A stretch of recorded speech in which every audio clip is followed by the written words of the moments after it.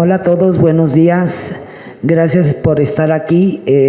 Pues nos invade una gran emoción presentar una vez más, lo hicimos el año pasado, uno de los libros, o presentar otro de nuestros libros de la colección de divulgación.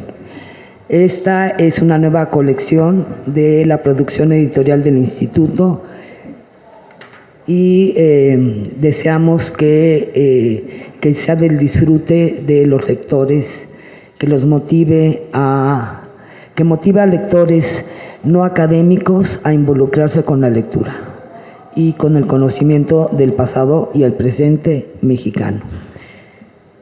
Es para mí un gran honor compartir esta mesa con la doctora Eulalia Rivera Carbó, quien debe estar por llegar, y en lo que llega voy a compartir alguna información sobre ella.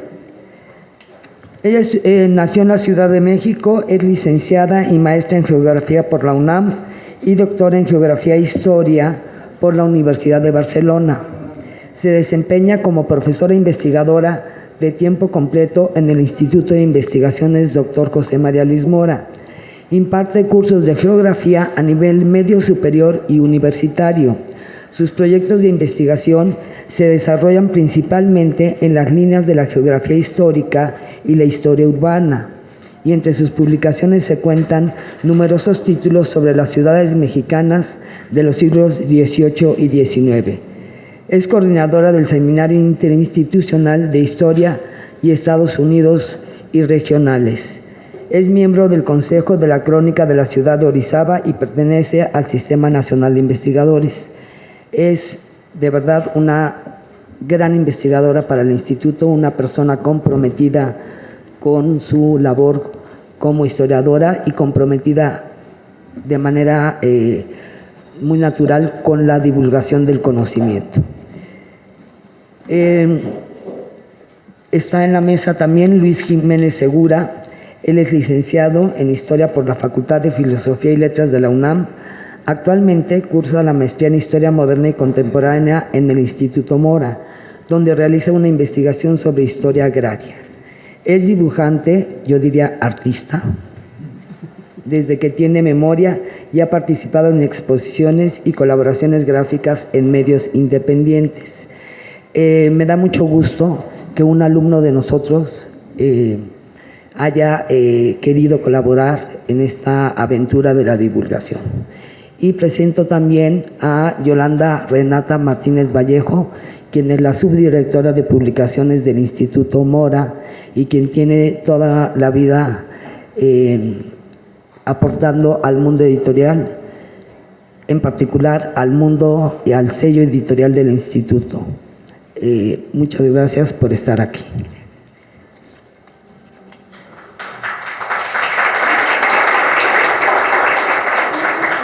Bueno, antes de que veamos la proyección de este cuento, la traductora, estos cuentos son bilingües, parte de cuando diseñamos esta colección nos interesaba mucho compartir el conocimiento, que es la esencia de la divulgación, con todo tipo de lectores, con lectores diferentes y tratando de llegar al mayor público posible. Es por esto que decidimos que fueran bilingües y van traducidos todos en alguna lengua originaria y en español. La traductora de este texto es Margarita León. Ella es poeta y traductora bilingüe otomí español, originaria del municipio de Santiago de Anaya, Hidalgo, en México. Ha publicado poesía, cuento y ensayo en diversas antologías, revistas y suplementos culturales en México y en el extranjero. Forma parte del cuerpo docente del Programa Universitario de Estudios de la Diversidad Cultural e Interculturalidad, el PUIC UNAM, impartiendo el tema Mujeres Indígenas. El tiempo sin sombra es su más reciente poemario, título que integra la colección Literatura en Lenguas Originarias de América, Miguel León Portilla, de la Universidad de Guadalajara. Actualmente pertenece al Sistema Nacional de Creadores de Arte, SENCA. Ella no pudo estar con nosotros el día de hoy, pero es muy importante mencionarla también. Bueno, ahora sí, les compartimos esta presentación.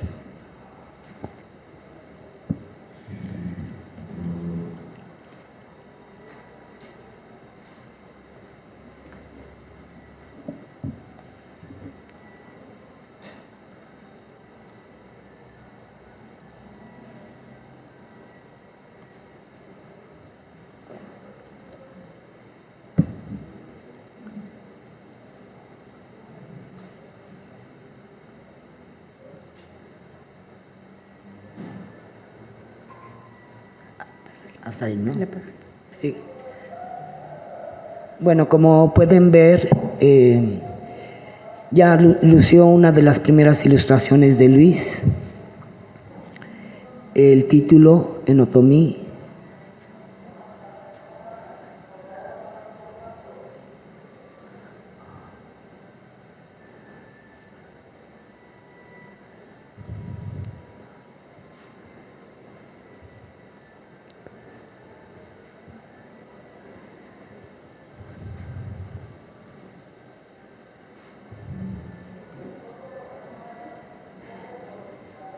Muy bien. Tenemos programado cederle la palabra a la doctora Eulalia Rivera, que desafortunadamente no ha podido llegar, pero yo les comento brevemente.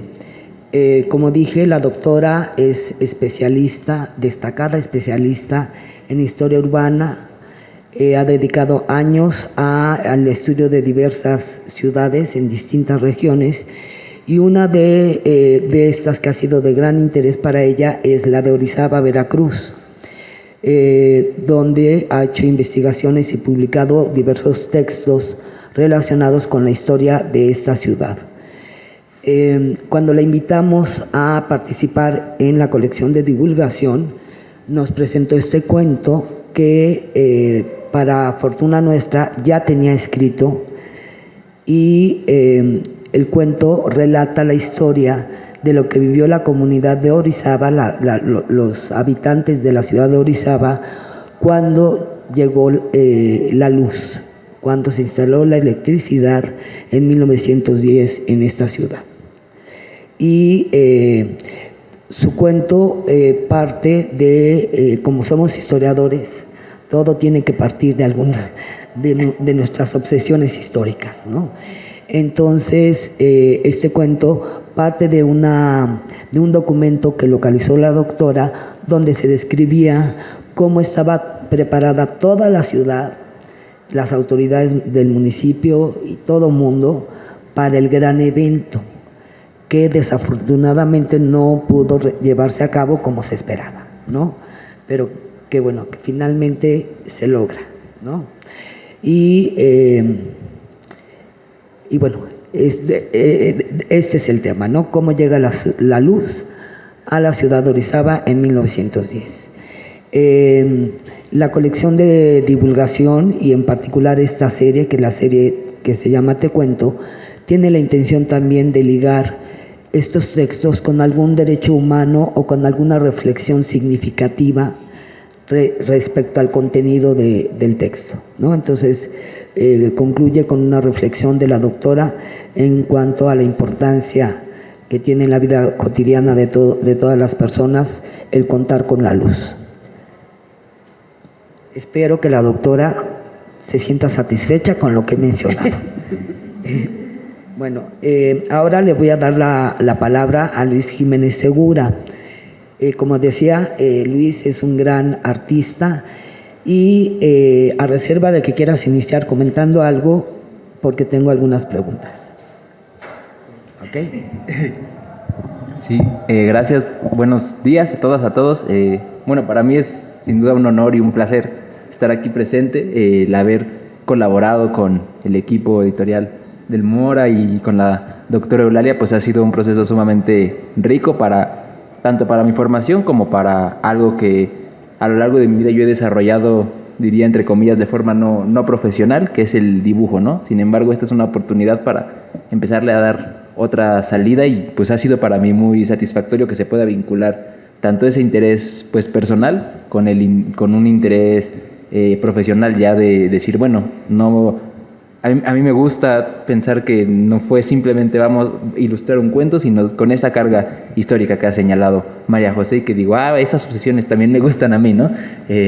Los detalles, saber que pues es importante, ¿no? Como cada uno de los aspectos que hay en las ilustraciones, pues es algo que yo fui trabajando junto con la doctora Eulalia, igual con el equipo, para saber qué es lo que tenía que estar presente, qué no podía estar presente por una cuestión de contexto y qué era significativo mostrar para ilustrar justamente una ciudad en una época determinada, ¿no? Creo que en gran medida eso sería como con lo que quisiera empezar, y pues al final de cuentas, ya propiamente en términos del contenido, pues hay en el cuento un personaje que es un niño y que es alguien en quien yo en gran medida me centré para realizar estas ilustraciones, porque al final de cuentas, en tanto la narración está centrada en este personaje, pues sería interesante justo ver cuáles eran sus contextos y entender también a partir justo de lo que está plasmado en el cuento, así como a partir de aquello que yo me imaginaba al leerlo, pues cuál sería su mundo en gran medida, ¿no? Y cuáles serían sus características, sus condiciones, y bueno, también algo que se puede apreciar en el cuento es tanto la dinámica espacial de Orizaba, entendiendo que era un espacio urbano, que era un espacio que tenía ferrocarriles en una época en la que el país estaba llenándose de ferrocarriles, estaba también industrializando, entonces tiene esa peculiaridad la ciudad de Orizaba para esta época. Y en segundo grado, pues también que dentro de todo, pues estamos hablando de un cuento en una época en la que pues el trabajo infantil era algo relativamente normal, ¿no? Entonces es algo que también en gran medida yo quería dejar plasmado en las imágenes, porque es una tensión que está presente también en el cuento, ¿no? Es un niño que tiene ganas de jugar, pero a la vez tiene la necesidad de trabajar, ¿no? Entonces, pues al final de cuentas, creo que la emoción que prima a lo largo de toda la obra, pues sí es el azoro y el asombro que puede tener respecto a la llegada justo del alumbrado público en una época en la que, pues justo como decía ahorita también María José, en un primer momento, pues el gran evento fracasa, y sin embargo eso no disminuye la emoción del niño al ver la llegada de la luz, ¿no? Entonces, pues bueno, para mí ilustrar todo eso, pues en realidad fue un reto, en la medida en que pues sí se me pedía una secuencia de imágenes que fueran acompañando, ¿no? Entonces creo que lo que procuré, y espero haberlo logrado, es justo que todas las imágenes tuvieran, pues más allá de un mismo estilo, más allá de todo eso, pues una coherencia con el texto, ¿no? Y que es algo que a lo largo de, como les decía, de la realización fui platicando con la doctora Eulalia, y me decía, bueno, pues mira, esto está bien, esto la verdad no me parece, no me gusta, o esto sí, esto no, y entonces en función de eso fuimos trabajando y realizando la colaboración. Sí, como comenta Luis, la divulgación es una actividad que se hace en equipo, donde tiene que haber mucho diálogo entre el autor, el ilustrador, el traductor y el equipo editorial. Y sí, este cuento resulta, yo creo que el resultado es maravilloso, precisamente porque hubo ese diálogo y esa buena disposición de la historiadora y el artista para lograr plasmar lo que ambos encontraron, ¿no? Lo que ambos querían que luciera. Una pregunta, Luis, ¿qué técnica usas? ¿Qué técnica es esta? Bueno, yo muchas veces, frente a esta pregunta no tengo así como una respuesta clara, porque yo digo, bueno, yo tomo una pluma, un bolígrafo, y sobre eso voy.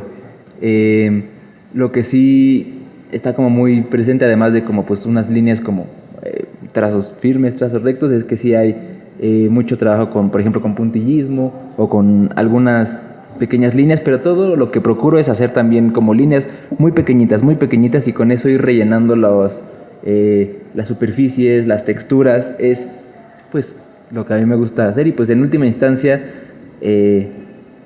pues para decirlo rápido, es dibujo tradicional, es decir, es tinta sobre papel, lo que yo hago y en gran medida a lo mejor hago un boceto con el lápiz, a lo mejor hago como algunas pruebas, pero pues todo va con una sola pluma y de preferencia con una sola tinta, aunque a veces empleo otros bolígrafos, empleo otros estilógrafos y hay algunas cuestiones que pueden ser, bueno, también trabajo con achurados, pero son elementos técnicos que no engloban toda la técnica que yo empleo, ¿no? Son distintos recursos más bien, no podría decir que es como una técnica completa en gran medida. Es técnica Luis Segura. Maravillosa. Otra pregunta, Luis. ¿Consideras que tus ilustraciones son la copia de una imagen real, histórica, o en qué medida interviene tu creatividad? Bueno, sí, sobre eso, creo que esta imagen que tenemos aquí es buena como para explicar esto. Parte de lo que fui trabajando con el equipo y sobre todo con Eulalia era que ella pues ya ha realizado una amplia investigación en torno a la ciudad de Orizaba. Ella ha compilado una serie de imágenes que han sido también publicadas por el instituto y que están en distintos lugares, ¿no? Entonces, yo al revisar justo pues las publicaciones, pues hay muchas fotos que yo decía, bueno, esto es fantástico, ¿no? Esto en gran medida es una ilustración que sí en cierta medida reproduce una fotografía, pero que al final de cuentas no solo reproduce la fotografía, es decir, a mí algo en lo que me enfatizó mucho Eulalia dice, bueno, mira, a mí me interesa ver justo las perspectivas urbanas, la traza urbana, la cuestión de las líneas y pues ver cómo está perfilada la ciudad, ¿no? Entonces, algo que podemos ver en estos edificios, por un lado, es que todos tienen el alero del techo un poco más allá de la pared, ¿no? Y ella me decía, es que eso es muy importante porque es un elemento que está por disposición oficial desde no me acuerdo qué año, a finales del siglo XIX, y decía, no podía haber una casa que no tuviera el techo de esa forma, ¿no? Entonces yo dije, bueno, eso yo veo en las imágenes y con lo que me comentó al respecto, digo, bueno, necesito que todos los techos de todas las casas tengan eso, ¿no? Y en parte, si bien es una reproducción, yo decía, bueno, también me interesa ver que se vean cada una de las tejitas como si se hubieran puesto así una por una, pues porque eso es algo que está en la imagen, ¿no? Otra cosa que estaba como muy presente era la dinámica que hay entre también no solo el perfil urbano, sino el perfil de las montañas de atrás, el perfil de la iglesia y algunos elementos más de la vida cotidiana como pudieran ser la ropa de las personas o las mujeres lavando la ropa en la parte de la imagen. Y pues en ese sentido creo que ahí es donde yo considero que está más mi propia inventiva, por decirlo de alguna forma. Porque yo decía, bueno, a mí me interesa, claro, es un espacio, pero es un espacio con vida, ¿no? Es un espacio en el que hay gente haciendo muchas cosas y en el que están ocurriendo muchos eventos de forma simultánea, ¿no? A mí me gustó ir escondiendo pequeñititos personajes a lo largo de la ilustración y sin embargo poner al centro, como les digo, al niño que está ahí, que en realidad no vemos su cara, no vemos nada más que su expresión corporal y su vestimenta, ¿no? Y a partir de eso digo, bueno, yo espero que lo que refleje eso en torno a como lo que hay alrededor de él es pues que es un espacio en donde él está en su soledad y sin embargo no está solo, está rodeado de muchas personas y está rodeado de un entorno en el que hay vegetación, en el que hay agua y en el que están pues prácticamente y no solo en esta ilustración sino en otras pues distintos elementos que no solo son urbanos sino también sociales de la época, ¿no? Es algo que también procuré hacer pues mucho y espero haberlo logrado. Muchas gracias, Luis. Esta pregunta se la hice con toda la intención porque me parece que refleja de manera muy adecuada esta que puede ser tensión o puede ser la unión y el trabajo en equipo que tiene que hacerse para lograr concretar un trabajo de este tipo, ¿no? La idea no es que el artista sea un copista de una imagen histórica. Para eso ponemos una foto, ¿no? La idea es crear una pintura en la que intervenga las dos partes, ¿no? Acotar los temas históricos, porque los historiadores somos obsesivos, o sea, no puede ir alguien que no sea de la época, ¿no? pero que sea interpretado por el artista, y más un artista de la calidad de Luis, y donde se vea su aportación, ¿no? Que es finalmente lo que hace que tenga esta calidad. Bueno, gracias, Luis. Ahora sí.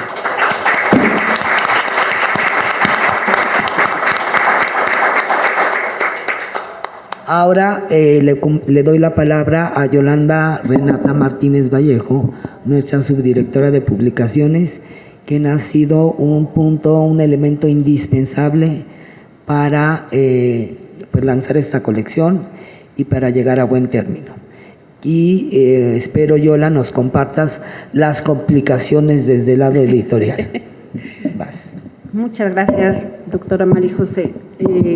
Aparte, bueno, han de saber que es mi jefa inmediata, entonces ha sido un placer trabajar el desarrollo de la colección Puertas Abiertas, porque se buscó desde un inicio, el encargo fue, bueno, vamos a hacer divulgación en el Instituto Mora.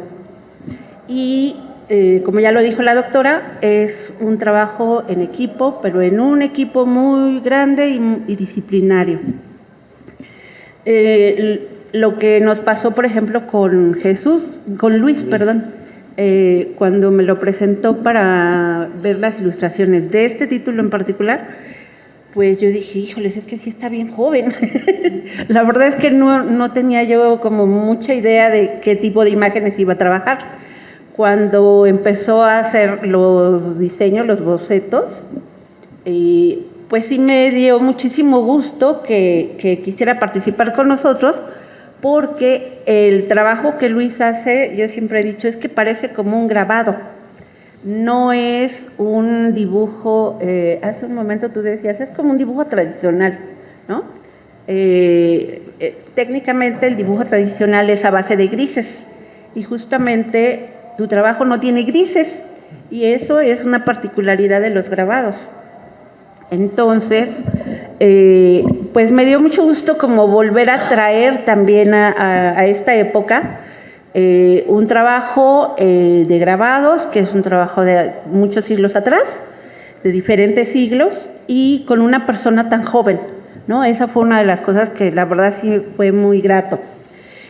Por otra parte, el tema de que los libros sean bilingües, pues ha sido también un reto para el área editorial, porque imagínense que si se van errores en español, cuando nos mostraron qué pena que no pudo estar aquí la traductora, porque yo ya tenía un montón de preguntas para ella, porque para escoger la fuente tipográfica, si le quieres poner una página de texto, por favor, Cindia, gracias.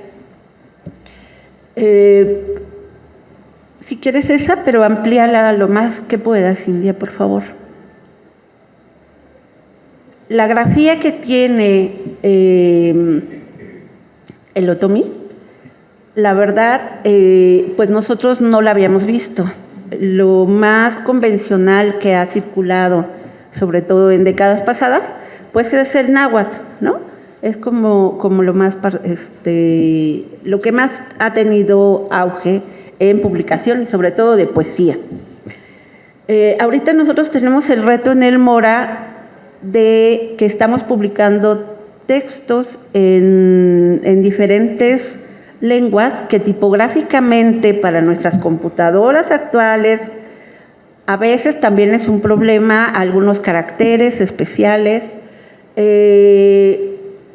Yo me lo imagino cuando lo veo y digo, bueno, ¿cómo leería yo esto?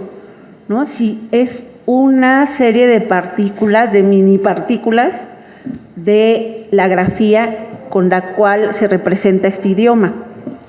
Entonces, bueno, una de las grandes decisiones que tuvimos que tomar es la tipografía no se va a justificar. ¿Por qué no se va a justificar? Porque abrir espacios entre este tipo de grafía sería muy irregular. Segundo, no tenemos, o sea, la propia lengua no tiene un sistema normalizado como un diccionario. La división silábica sería otro gran problema. Y por lo tanto, pues se buscaron dos cosas. Uno, no arruinar la manera escrita de la lengua. Dos, darle una cierta apariencia, pues a lo que nosotros conocemos, ¿no? Un texto legible. Y como es un texto muy pequeño, pues creo que va a ser muy agradable, incluso para la gente que sí sabe leer este idioma. Por otra parte, tenemos el tema de el acomodo de las imágenes, que eso fue otra cosa que nos tocó trabajar con Luis desde el inicio, porque no, o sea, sabíamos que queríamos una colección con la serie de Te Cuento. Ya teníamos como muchos elementos, pero era como una serie de ideas. En donde empezamos a aterrizar, pues ahí dijimos, pues que sea un tamaño, esto es digital, pero si pensamos que en algún momento alguien quisiera hacer una compra o incluso mandar imprimir un ejemplar para su propio uso, está diseñado en un tamaño medio oficio, que es como una de las características de las colecciones del Instituto Mora. Por otra parte, Luis me decía, bueno, pero ¿y las imágenes de qué tamaño las voy a hacer? Y llegamos a una convención de que hiciera las imágenes aproximadamente en un media carta, pero con un escalamiento que pudiera hacer su imagen a media página, a un cuarto de página o a página completa. Y pues con el trabajo tan minucioso que hizo Luis, afortunadamente se prestaron las imágenes para ocupar toda la página de la obra. Entonces, fueron una serie de situaciones que hemos aprendido en el camino, ¿no? Luis aprendió su parte, otra de nuestras compañeras que se llama y está aquí con nosotros, Jessica, nos empezó a apoyar también con la comunicación con la traductora. Y finalmente, pues ya el despacho de diseño que hizo el trabajo, pues también tuvo sus complicaciones, que también tuvimos que ir pues viendo las soluciones.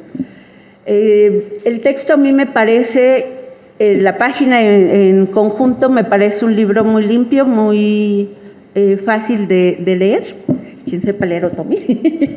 Y la versión en español, pues sí, la versión en español es un cuento muy significativo para nosotros. Bueno, para mí fue significativo este texto, porque cuando la doctora Garrido me dijo, bueno, pues es que hay que ligarlo con un derecho humano, y yo no había leído el libro, pero sí sabía de qué se trataba. Y dije, pues sí, va a estar un poquito complicado, pero bueno, vamos a hacer el intento. Después de leer el libro, la verdad es que sí me enganchó mucho el tema de la energía eléctrica, los servicios, la comodidad de tener esa posibilidad. En la actualidad es, pues, apachurro un botoncito y ya tengo la luz completa en mi casa, ¿no? Pero es esto, en mi casa, aquí en la Ciudad de México. Pero si me voy un poquito más fuera de la ciudad, pues todavía hay muchas comunidades que no tienen ese servicio, que no tienen esas comodidades. Y entonces ahí fue donde me hizo clic lo de como derecho humano, ¿no? O sea, yo lo tengo porque vivo en la ciudad y porque tengo un trabajo. Pero las personas que a lo mejor no tienen los recursos necesarios y que viven en comunidades donde ni siquiera hay una infraestructura que lo permita, pues no podemos decir, ay, tuvieron mala suerte, ¿no? Creo que aquí es donde viene la reflexión de decir, bueno, sí es un derecho humano, es un derecho a que todos vivamos pues de una manera cómoda, limpia, digna, y el cuento a mí me pareció que sí iba a cumplir ese objetivo y espero que así sea. Gracias, María José. Gracias, Yola. Gracias. Pues sí, en el presente nos damos cuenta de la luz cuando no tenemos, ¿no? Cuando no la pagamos y nos la cortaron. Ay, sí. Ya es algo muy cotidiano, muy normal para nosotros. Y era importante ligarlo con algún derecho humano porque hacer historia, trabajar el pasado, solo tiene sentido si se hace desde el presente. Y por eso me parece que era indispensable que esta serie, la serie de Te Cuento, concluya y ligue al autor, al cuento, al ilustrador, al lector, con una reflexión sobre, en este caso, la luz, ¿no? Y bueno, yo me siento muy contenta. Algo que no comentó Yola, pero que es un enorme trabajo, o sea, lo comentó muy por encimita, pero ha sido un dolor de cabeza, no solo un enorme trabajo. Es, hablando nada más español, cómo corriges y cómo lees el otro texto, ¿no? Entonces, en el camino nos hemos ido dando cuenta que nuestros traductores maravillosos, que son maravillosos, tienen que hacerse cargo también del trabajo editorial, de la parte que le corresponde, ¿no? Porque nosotras no estamos capacitadas para hacerlo, ¿no? Y bueno, finalmente quiero ir cerrando, pues comentando que este texto tuvo la fortuna de reunir el genio y el talento de la doctora Eulalia Rivera, quien además tiene una pluma maravillosa, escribe increíble, con el talento y el genio de la mano de Luis, ¿no? Y todos los demás que estuvimos ahí alrededor, Fernando Nava, ¿no? Y por eso estoy segura de que cuando lo vean lo van a disfrutar. Tiene calidad, tiene una calidad en la escritura, en la narrativa, en la investigación histórica, en los dibujos, en las ilustraciones, en las pinturas y en el diseño editorial. Y con eso terminamos invitándolos a que estén al pendiente de los próximos libros que vayamos a sacar. Este texto está a punto de, todavía no está hoy, pero estamos muy cerca de subirlo a la red. Y concluyo comentándoles que la colección Puertas Abiertas tiene 4 series. Una serie se llama El tiempo vuelve. En esta serie retomamos unos cuentos históricos que que hizo el Instituto Mora en la década de los años 90 del siglo pasado. Y son textos muy, muy bien hechos, pero vaya, surgieron de esas preguntas al presente de los años 90, ¿no? Están ilustrados también y también están traducidos. Esta serie, Te Cuento, son textos breves, de 13 páginas máximo, y surgen de reflexiones del presente, ¿sí? Son históricos, pero surgen de reflexiones del presente. Tenemos otra serie que se llama De todo platicadito, que consta de ensayos que pueden ser históricos, sociológicos, de temas de cooperación internacional, que para reunir las características que entendemos como divulgación, deben ser breves, no mayores a 25 páginas, me parece, y escritos en un lenguaje coloquial, ¿sí? Se deben se deben distinguir del texto académico, ¿no? Del texto académico que está lleno de notas al pie, palabras académicas que no son fáciles para cualquier lector, y con la intención también de que sea un texto tan agradable que involucre a esa persona que quiera leer otro de nuestros textos. Y finalmente, Hagamos Comunidad, que es una serie también muy agradable, en la que vamos a publicar diversos textos que tienen la intención, estos surgen desde Cooperación Internacional y tienen la intención de presentar a públicos diversos una serie de recomendaciones para que puedan mejorar su vida cotidiana.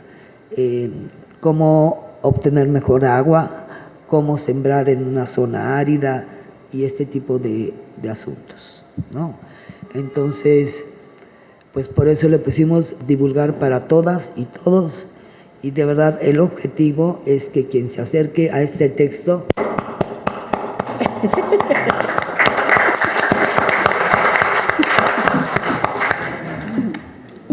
Disculpen, por favor.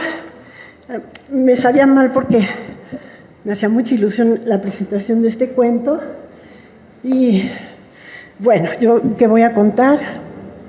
Cuando el instituto nos propuso a los investigadores participar en esta colección, pues yo me entusiasmé, porque siempre he sido una convencida de que los investigadores que estamos trabajando en nuestra soledad, de los archivos, de las bibliotecas, tenemos que comprometernos socialmente, divulgar nuestro conocimiento, procurar que nuestro conocimiento llegue a la gente, que no son los especialistas, que son nuestros pares y que se interesan por nuestro trabajo.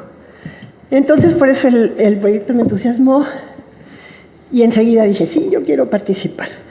Yo tenía un cuento ya así como preparado, porque además yo soy una gran lectora de literatura y siempre me ha dado envidia que, bueno, yo escribo, pero escribo cosas más académicas, entonces hay una incursión en algo literario, me hacía mucha ilusión. Y había participado en un certamen literario, así un poco temerariamente, de cuento. Y gané un segundo lugar, era un certamen chiquito, y era este cuento. Entonces, ¿qué hice? A partir de una investigación, como decía, de mi trabajo académico. Yo tengo muchos proyectos, pero tengo uno que me es muy querido desde hace muchos años, desde el año 2012, que es un proyecto sobre historia de la electrificación. Es un proyecto internacional que abarca a muchas instituciones de Brasil, de México, de España, de Colombia, de muchos lugares de América Latina, Cuba. Y queríamos comparar procesos de electrificación y el impacto que la electrificación tuvo sobre el territorio. Yo soy geógrafa y este grupo de investigadores somos básicamente geógrafos de todo el mundo, porque la electricidad, pues, tuvo muchos impactos en términos de productividad, fuerza motriz, pero después el alumbrado público transformó el quehacer en la ciudad, la forma en que los ciudadanos pueden vivir una ciudad. La electrificación y el alumbrado lo alteran totalmente, se conquista la noche, en fin, son procesos muy interesantes en términos territoriales. Entonces, yo había hecho este cuento a partir de un documento que me encontré en el archivo municipal de la ciudad en la que más me he especializado. Yo hago historia urbana y es Orizaba, en Veracruz. Y entonces me encontré un documento fabuloso que hablaba de cuando se hizo el arrancado de la luz. No les voy a contar qué pasó para que lean el cuento, pero no sé si aquí lo leyeron o algo. Ya lo spoileé. Bueno, qué bueno, así ya puedo contar, ¿no? Se estropearon las máquinas y fue un gran chasco, ¿no?, la inauguración. Entonces, a partir de eso creé el cuento y traté de mantener un cierto misterio hasta el final. Ya María José ya me lo echó a perder el misterio, pero bueno, ya el nombre lo anuncia, ¿no? Bueno, yo quiero decir además rápidamente, porque ya no sé cuánto tiempo me quedó, pero aparte de todo esto, de la investigación y su traducción y la divulgación Una de las cosas que me hizo más ilusión de este proyecto es el que se haya traducido a lenguas originarias. Ya se tradujo al náhuatl y ahora se ha traducido al ñañú, lo cual me es verdaderamente emocionante. Y les voy a contar por qué. Bueno, creo que es obvio que a todos nos importa mucho que las lenguas originarias de este país no desaparezcan. Una lengua es un universo completo, cultural. O sea, saber una lengua que no es la materna, pues nos abre una ventana a un mundo completo. No solo es hablar con los demás, sino conocer todo un mundo de valores, de símbolos, de formas de expresión, etc. Pero resulta que yo, que soy mexicana, 100%, mi lengua materna es una lengua en peligro también, por esas cosas del destino genético. Me tocó una lengua materna amenazada por la misma lengua en que las lenguas originales de este país están amenazadas, el castellano. Entonces yo crecí en una casa en que siempre se hablaba, era de la defensa de la lengua, era un principio en mi casa, ¿no? Y mis mayores lloraban cuando se hablaba de cosas que tenían que ver con, digamos, reivindicaciones de las lenguas maternas. Y claro, viviendo en México, siendo mexicanos, pues más todavía. Entonces, cuando mis papás encontraban a alguien que hablaba náhuatl, tiene que hablarle a sus hijos porque la defensa de la lengua. Entonces, yo crecí siempre viendo esas emociones, ¿no? Que llegaban a las lágrimas incluso. Entonces, imaginarán que cuando me dijeron esto, pues yo soy muy feliz. Y yo espero, pues, haber puesto un granito. No lo puse yo, lo puso el traductor, desde luego, no yo, pero que esto se ayuda en las escuelas rurales de nuestro país, donde los niños son bilingües. Hay ya menos monolingüismo, casi todo el mundo es bilingüe, pero el otomí, si no estoy mal, es la 8ª o 9ª lengua más hablada, poco hablada. Quedan 290,000 personas, me parece, que hablan otomí. El náhuatl lo habla 1,600,000, es la más hablada. Están absolutamente en peligro de extinción. Es muy poca gente, 290,000. Entonces, que ahora se haya traducido esa lengua y que los niños puedan leer en su lengua una historia que bueno, habla de un fenómeno que nuestros antepasados todos vivieron, que es el de la electricidad. Para mí es entrañable, estoy contentísima. Yo le agradezco mucho al Instituto Mora y creo que esta colección, que se llama El tiempo vuelve, va en consonancia con lo que ahora queremos que pase, ¿no?, en nuestro país, que es la traducción social del trabajo de los académicos, que los académicos no estemos solo encerrados creando ciencia, ¿ya? Y ¿cuánto me queda? Lo que quieras. No, porque aquí todo es así, ¿verdad? No. ¿Verdad, Silvia? 4 minutos. Bueno, 2 minutos. Y luego quiero decir, antes de terminar, que estoy contentísima con las ilustraciones. Tenemos un maravilloso estudiante en el Mora, que no solo es estudiante de historia, sino que además es un gran dibujante con unas cualidades notables para expresar cosas a través de un dibujo. Entonces, pues cuando María José me dijo, no va a ser un dibujante profesional, va a ser un alumno nuestro del instituto, no es mi alumno, nunca ha sido mi alumno, pero hemos trabajado con muy buen entendimiento y ha entendido el sentido del cuento. Entonces también le quiero agradecer a él, como agradezco a todo el instituto por haberme invitado a este proyecto. Y bueno, lo dejo ahí por si alguien quiere comentar algo en el público y podemos hablar un poquito. Gracias.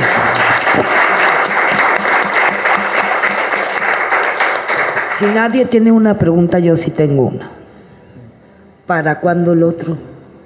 Ay, pues, en cuanto me reponga del aliento de la carrera, me pongo a ello a pensarlo. Lo prometo. Porque además, como les decía, Eulalia tiene también el don de la escritura. Escribe increíble.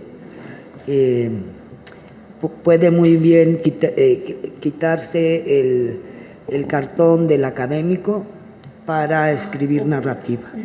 Ojalá pronto tengamos otro. Gracias. ¿Alguien tiene alguna pregunta? Jazz. Buenas tardes, esta pregunta es para Luis. Nos gustaría, bueno, no sé si ya lo comentaste, pero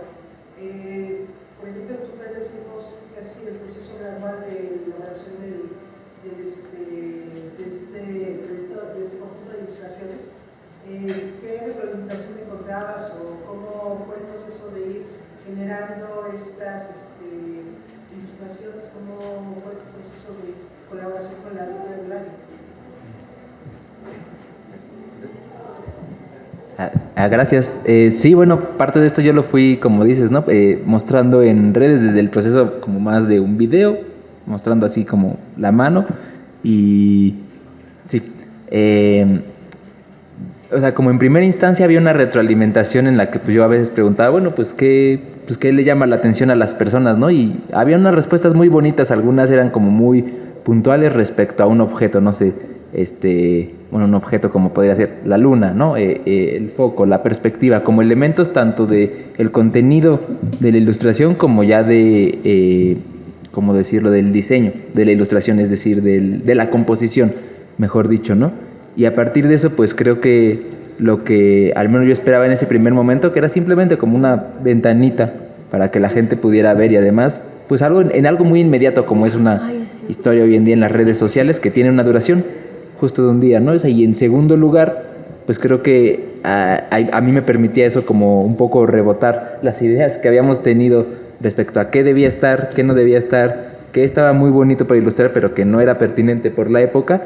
Decir, bueno, esto sí se está logrando, ¿no? Es decir, por ejemplo, algo que estaba como muy presente era como el acabado de los edificios, tal vez, ¿no? Como, bueno, que son edificios de tabique en una época en la que ahí empiezan a haber fábricas ya industriales de, pues, justo de tabiques, de ladrillos, entonces, pues ver que eso era lo que estaba llamando la atención, o por ejemplo, un elemento que a mí me gustó ilustrar mucho, que fue el empedrado de una calle, pues también, pues llamaba la atención y digo, bueno, algo que habíamos enfatizado mucho y que yo les decía, bueno, a mí me gustaría que quedara plasmada una cuestión social, pero también una cuestión en la que un protagonista de las ilustraciones fuera la ciudad de Orizaba, ¿no? Es decir, sus elementos urbanísticos y nada, pues creo que eso fue justo el resultado del trabajo que pudimos ir teniendo y ya, pues yo estoy muy como feliz con ese resultado porque creo que sí despierta esas inquietudes que yo procuraba decir, bueno, a ver si esto es lo que pega, por decir así. Gracias. Y no era fácil porque yo era muy latosa. Porque como he estudiado la historia urbana de Orizaba y me conozco Orizaba, la Orizaba del siglo XIX, desde la última piedrita, pues le decía, no, aquí sí hay pobre. Pero bueno, nos entendimos muy bien. No, hicieron un excelente trabajo en equipo. Qué bueno. Bueno. Y no es la serie El tiempo vuelve. Perdón, me equivoqué. No Es por la carrera. Entonces, corrí como 10 minutos. Tú puedes decir lo que quieras, Eugenia. Ay, qué bárbaro. Bueno, pues para terminar esta muy rica presentación, les comento que el texto va a estar muy pronto ya en acceso abierto, libre, gratuito, en la página del Instituto Mora.